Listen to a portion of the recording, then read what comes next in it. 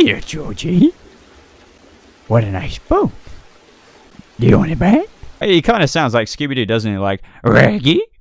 No, but seriously, guys, what is up? Welcome to a brand new video of mine, and today I am reviewing, anyway, Stephen King's It movie. And I don't know where to begin, because often with movie reviews, I think I'm going to note it out or something like that, and then I just sort of dive into it off the top of my head. No, but I know a lot of you guys asked me to give my thoughts on the It film, and I actually really enjoyed it. Now, this video is going to be kind of spoilery, I guess. I don't know what kind of spoilers I'm going to talk about in it, but just in case you haven't seen the film and you don't want anything spoiled, I recommend checking this out after you've seen the film, just in case I do slip something. But I'm mainly talking off the top of my head here about my honest, true opinion of the film, so just bear that in mind throughout this video. So I actually haven't seen any of the previous It stuff, the It miniseries. I haven't read the Stephen King book. I haven't done any. I knew it was a big thing. I knew it was something to get hype about. Everyone in the world was hyped about this film, and I was hyped about it. I do love horror films. I really, really do. I'm not the kind of person who would go out to one of those sort of Halloween festivals and do the live action sort of scary stuff. I'm against that. But I would love horror films, where a lot of people the other way around for some reason. I have friends who would go out to these Halloween events and, you know, do those Fright Night kind of things, but wouldn't want to watch a horror film every time I recommend it. It's weird, it's weird. I have a love-hate relationship with horror films. I just love the adrenaline of seeing them, and I kind of hate being scared at the same time, but, you know, but it was kind of different for me. I was expecting it to be, I think a lot of the people I went with expected it to be a really, really spooky film, but the more things I saw on my newsfeed of other YouTubers gone to see it, they said, like, horror films don't really seem to scare me as much anymore, and to be honest, I was kind of the same, apart from a couple of jump scares that got me in this film, minus that lady painting woman. That's a whole other thing I'll talk about in a minute. I wasn't proper scared of this film. Normally, even to this age of 22 years old, soon approaching 23, I would still be like, if I was riding back on my boosted board at night or something like that, I'd be like, oh my god, you know, I just seen a horror film, but I was fine. I wasn't really thinking of the intricacies of the scariness of this film. But no, that doesn't mean to say it was a bad horror film or anything like that. This was a very, very good movie. So one of the things I was actually excited about when hearing about it is hearing that Bill Skarsgård was playing Pennywise. And I'm a big fan of Bill Skarsgård, as well as his older brother, Alexander Skarsgård. I love them both for different reasons. I love that his older brother, I mean, he's getting bigger and bigger now, but when he was back in True Blood is Eric, and then his younger brother, Bill Skarsgård, who played Pennywise, he was in Hemlock Grove, which is a really good Netflix original series, which I definitely recommend you all check out if you're a fan of it and horror in general. Unfortunately, it's ended. I don't know the intricacies of that and why it didn't get renewed or whatever, but it was really good. It was really raw, but that's not what I'm talking about. But Bill Skarsgård, when I heard that he is playing Pennywise, I was over the moon for him. I mean, I'm not saying he was a small actor beforehand, but just knowing that he was going to be in something like It, which I saw everyone everywhere was getting hyped about, I was like, wow. I mean, I'm happy that Bill is, you know, as an actor, is getting such a big role. And especially, as everybody knows, probably watching this, literally most of the people who have seen this film, or whether it's critics, are giving it a pretty goddamn good review. And I'm going to be doing the same in this video. It was a brilliant film. Pennywise was brilliant. And Bill Skarsgård just played a great Pennywise. Now, I know there are some people who said at initial first look that Pennywise wasn't, you know, they weren't sure about how he looked. And I have to say that I think Pennywise was kind of the least scariest part of this film. I mean, just in terms of, I thought this would be quite a traumatic film for everyone to go and see. It could be just because I'm older now. I'm sure that definitely if I was 14 or something like that, 15, and I saw this film, this would have scared me a lot more.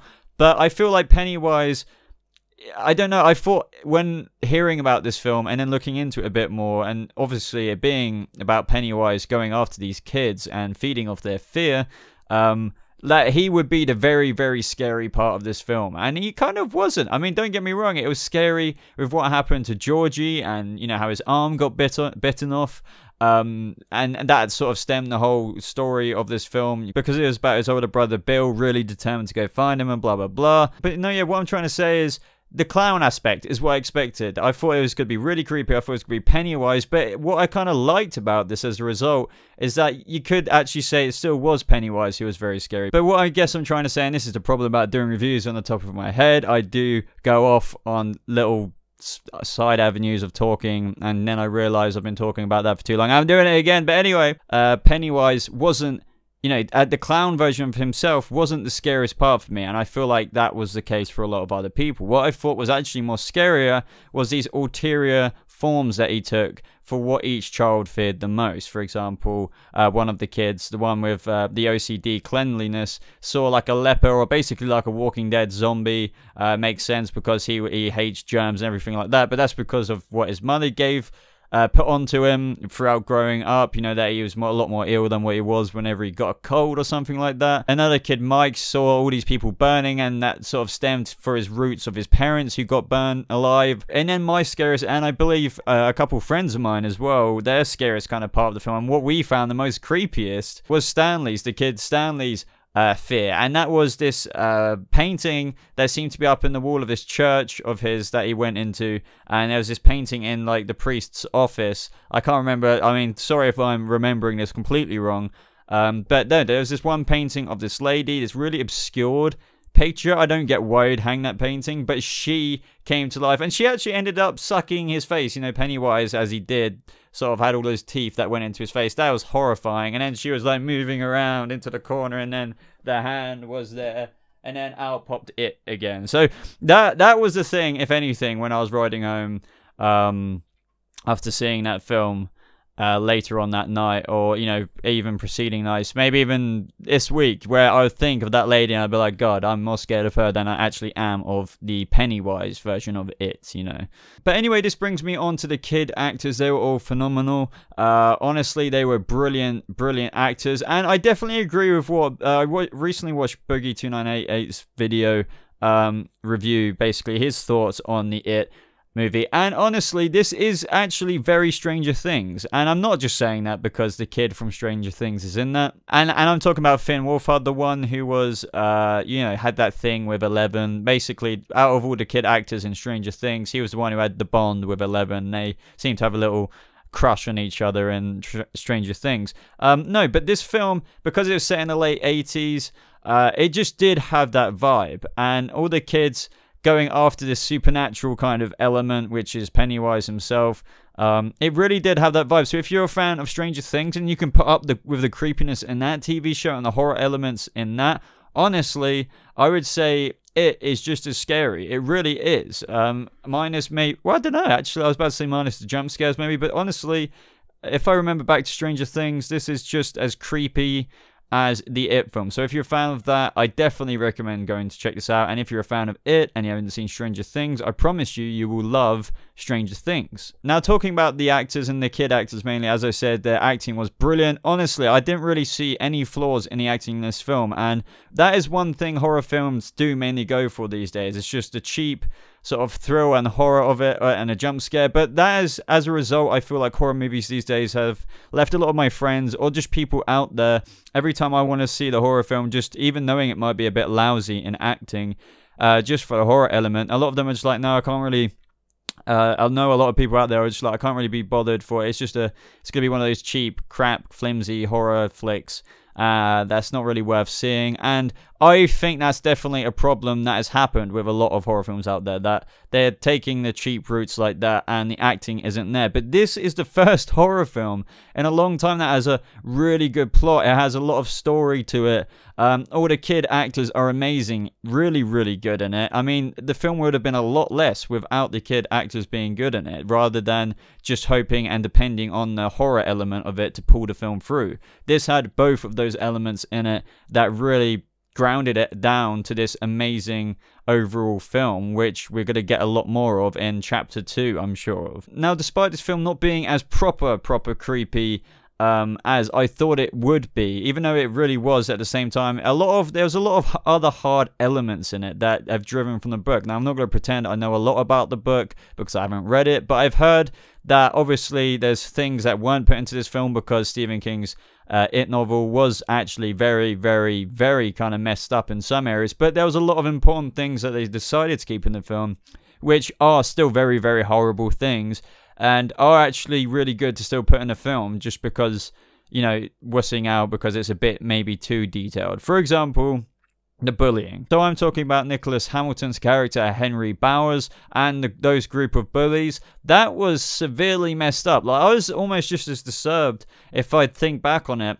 at the scenes of them bullying and punching the kids in the face, and even carving up that overweight kid with that H. And he was, that acting that guy showed was such hatred, you know, and like really wanting to go too far. And even some of his bully pals were just like, holy crap, like. And then, you know, because they showed that reaction, Henry was just like, what are you effing doing, you know? We need to be bullying this guy. It was just really, really disturbing, and that is something that, you know, happens in the books, and there's a lot more screwed upness to it. For example, I was really happy to see Owen Teague in the film. I really like him as an actor. He was in Bloodline. I've seen all of Bloodline. I definitely recommend checking it out. It's a really big shame that TV show's ended, but I'm going to be talking about that too much. But he's really cool, and I was really happy to see that he was in a film like this. He didn't get much of a massive role, but his character in the books, from what I've heard, he was one of the bullies in Henry Bowers' sort of gang. But, you know, I recently watched it in another video. I can't remember where, but they were pointing out all the like hints and stuff that they were referencing to the book, but they didn't give a proper storyline into the film.